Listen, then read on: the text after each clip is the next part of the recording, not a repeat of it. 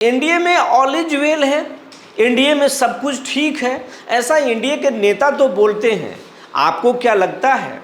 हमें तो नहीं लगता है कि एनडीए में सब कुछ ठीक है, क्योंकि कुछ ऐसे ही संकेत मिल रहे हैं जिससे सियासी गलियारों में हलचल तेज है, खास करके एनडीए में। और इस पर महागठबंधन के लोग भी अब चुटकी ले रहे हैं। आज कुछ ऐसी घटनाएं हुई हैं जिसके बाद कहा जा रहा है कि एनडीए में सब कुछ ठीक नहीं चल रहा है और सरकार आगे कैसे चलेगी इस पर कहना जल्दीबाजी होगा।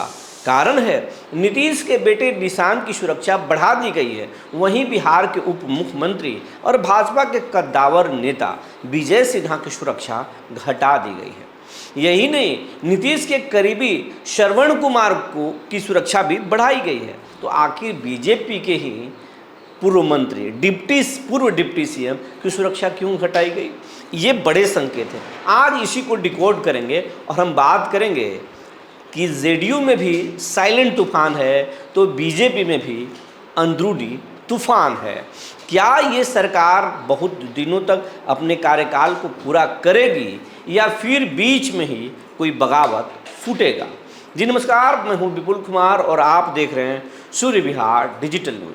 अब तमाम दर्शकों से ये अपील करना चाहते हैं कि अगर आप इस चैनल पर नए हैं और अगर अभी तक आप इस चैनल को सब्सक्राइब नहीं किए हैं तो यूट्यूब पर सब्सक्राइब कर लें, बेल आइकन को दबा लें। अगर आप हमें फेसबुक पर देखते हैं तो पेज को फॉलो करना ना भूलें। हम इंस्टाग्राम पर भी हैं, आप हमें वहाँ भी देख सकते हैं और फॉलो कर सकते हैं। अब खबर आपको विस्तार से बताने जा रहे हैं। आज सबसे पहले एक चिट्ठी से एक जो सरकारी पत्र निकला है सुरक्षा को लेकर, उससे बात करेंगे। कारण है कि बिहार के जो उप मुख्यमंत्री हैं विजय सिन्हा, जो पूर्व उप मुख्यमंत्री हैं, माफ़ कीजिएगा पूर्व उप मुख्यमंत्री, क्योंकि अब कैबिनेट विस्तार है नहीं, तो विजय सिन्हा पहले उप मुख्यमंत्री थे, अभी पूर्व उप मुख्यमंत्री है, तो उनकी सुरक्षा Z+ की थी, Z श्रेणी की सुरक्षा थी। लेकिन विजय सिन्हा की सुरक्षा घटा दी गई है, अब Z श्रेणी की सुरक्षा कर दी गई है। और नीतीश कुमार के बेटे निशांत की जो सुरक्षा है वो Z कैटेगरी के कर दी गई है। विजय सिन्हा को जो सुरक्षा मिल रही है वो सुरक्षा, उसी कैटेगरी की सुरक्षा निशांत को दे दी गई है। और हैरान करने वाली बात तो वो नहीं है, हैरान करने वाली बात ये है कि नीतीश कुमार के करीबी खासम खास और नालंदा के रहने वाले पूर्व मंत्री श्रवण कुमार की सुरक्षा बढ़ा दी गई है। वही श्रवण कुमार जो नाराज चल रहे थे, उनको डिप्टी सीएम नहीं बनाया गया था। कहा जा रहा था कि नीतीश कुमार अगर अपना उत्तराधिकारी अगर किसी को बनाएंगे या तो निशांत को, और जब निशांत राजी नहीं हुए डिप्टी के लिए तो श्रवण कुमार को बनाया जा सकता है। लेकिन ऐसा हुआ नहीं, श्रवण कुमार को नहीं बनाया गया। विजय चौधरी जो भूमिहार समाज से आते हैं उनको बना दिया गया, और विजेंद्र यादव जिनको नीतीश कुमार चाहते हैं और विजेंद्र यादव नीतीश कुमार को पसंद करते हैं, दोनों को रिश्ते बहुत अच्छे हैं, तो उनको बना दिया गया। लेकिन नीतीश कुमार के समुदाय, कुर्मी समुदाय से आने वाले श्रवण कुमार को नहीं बनाया गया, जिसके कारण कहा जा रहा था कि श्रवण बहुत परेशान हैं, नाराज़ हैं, कोप भवन में चले गए हैं और अब उन्हें खुश करने की कोशिश की गई है। वो लोक भवन में शपथ ग्रहण समारोह में भी नहीं गए थे, ऐसा कहा जा रहा है।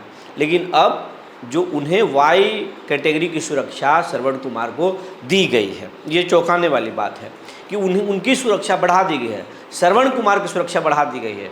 और नीतीश कुमार के बेटे निशांत कुमार की सुरक्षा भी Z कैटेगरी की कर दी गई है। लेकिन सब कोई चौंक रहा है कि विजय सिन्हा जो बीजेपी ने जिनको स्पीकर बनाया, वो विजय सिन्हा जिनको नीतीश कुमार की सरकार में डिप्टी सीएम के साथ साथ तमाम बड़े जो है मंत्रालय उनको सौंपे गए, भूमि राजस्व, नगर विकास और खनन, ये तमाम बड़े विभाग जो है विजय सिन्हा को दिया गया था। मतलब पावरफुल डिपार्टमेंट। सम्राट चौधरी के पास गृह जरूर था, लेकिन वैसा कोई विभाग नहीं था जिसे मलाईदार विभाग कहा जाता है। अब वो तमाम विभाग जो है वो विजय सिन्हा के पास था। और विजय सिन्हा सबसे ज़्यादा भूमि राजस्व में चर्चे में आए उन अपने फैसलों को लेकर। तो और विजय सिन्हा की जो है लोकप्रियता काफ़ी तेज़ी से बढ़ रही थी।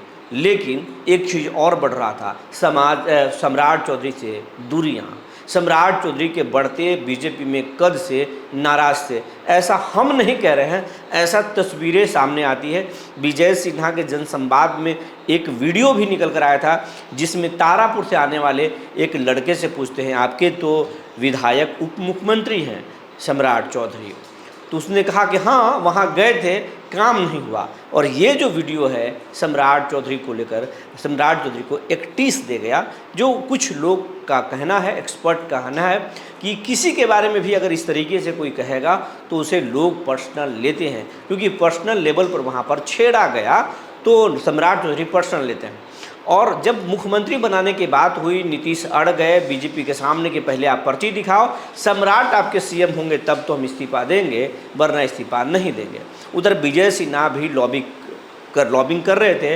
विजय सिन्हा किसी भी सूरत में चाहते थे, ऐसा लोग बोल रहे हैं, कई चैनलों पर चला भी है कि या अगर मैं नहीं बनूं तो सम्राट भी नहीं, तीसरा और किसी को बना दिया जाए। इसी बीच में श्रेयसी की बात आ रही थी कि श्रेयसी सिंह को लेकर तैयारी तमाम हो गई थी, लेकिन नीतीश के जीत के बाद, नीतीश के बीटों के बाद जो है सम्राट चौधरी को बनाया गया। लेकिन उस दिन हम लोक भवन के सामने थे और जब नीतीश कुमार जब अड़ गए तो फिर नितिन नवीन अपने गाड़ी में, नितिन नवीन और उनके पीछे विजय सिन्हा दोनों नीतीश कुमार से मिलने गए थे।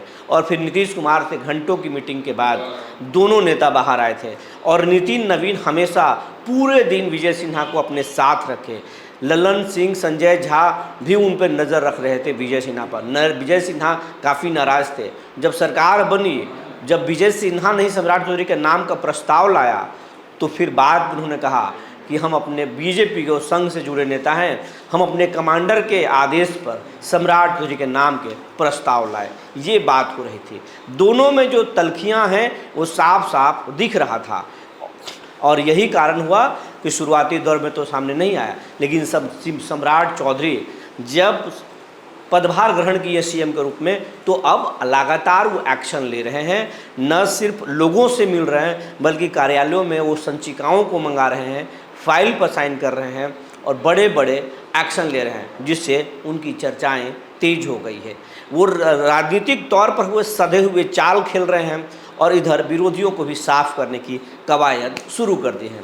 सम्राट चौधरी की ये डबल स्ट्रैटेजी से जो है सियासी महकमे में जो है हलचल मच गई है। उधर लोग कह रहे हैं कि बीजेपी के जो कोर नेता हैं, बीजेपी और संघ से ताल्लुक़ रखने वाले जो नेता हैं, वो अंदर अंदर मातम मना रहे हैं।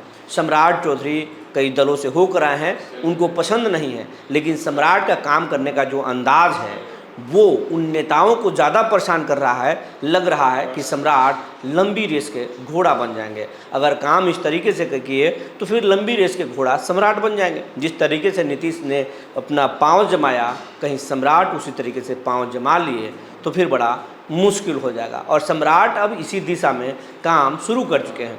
विजय सिन्हा की जिस तरीके से सुरक्षा घटाई गई, उनके विभाग में संचिकाएँ मंगाई गई, नगर विकास में वहाँ पर जांच शुरू कर दिया गया है, उससे साफ लग रहा है कि सम्राट चौधरी भी पर्सनल खेलना शुरू कर दिए हैं। उधर जेडीयू में भी अंदर अंदर साइलेंट तूफान की बात कही जा रही है। और जब एनडीए में इस तरीके से साइलेंट तरीके से तूफान और हलचल है तो फिर ये सरकार कितने दिनों तक चलेगी। सम्राट चौधरी वर्तमान में तो वो अपना बहुमत हासिल कर लेंगे, लेकिन अगर उनके दल में छुपे हुए खिलाड़ी कहीं बाद में अड़ंगा लगाए तो सरकार के लिए मुश्किल हो सकता है। सम्राट के सामने एक नया चैलेंज आ सकता है। लेकिन सम्राट भी विपक्षी सियासत कर चुके हैं, सत्ता की भी सियासत कर चुके हैं। सम्राट नीतीश के सानिध्य में बहुत कुछ सीख चुके हैं, बीजेपी में आकर बहुत कुछ सीख चुके हैं। तो सम्राट भी एक सधे हुए खिलाड़ी हैं। देखने वाली बात होगी कि आगे क्या होगा। लेकिन एनडीए में ऑल इज वेल है नहीं, अंदर अंदर भूचाल है। कहा जा रहा है कि सम्राट सीएम तो बन गए, लेकिन अब बीजेपी के संगठन में बड़े फेरबदल की आशंकाएं हैं। सम्राट के चहेते लोगों को और पुराने बीजेपी के संगठन में जो लोग हैं उनको अब बीजेपी बाहर का रास्ता दिखाएगी, संघ बाहर का रास्ता दिखाएगी। अब अंदर अंदर ऑल इज वेल है नहीं। आप इस पूरे प्रकरण पर क्या सोचते हैं हमें ज़रूर बताएंगे। विजय सिन्हा क्या बीजेपी में शांत बैठेंगे, ये भी आप हमें बताएंगे। तब तक के लिए धन्यवाद।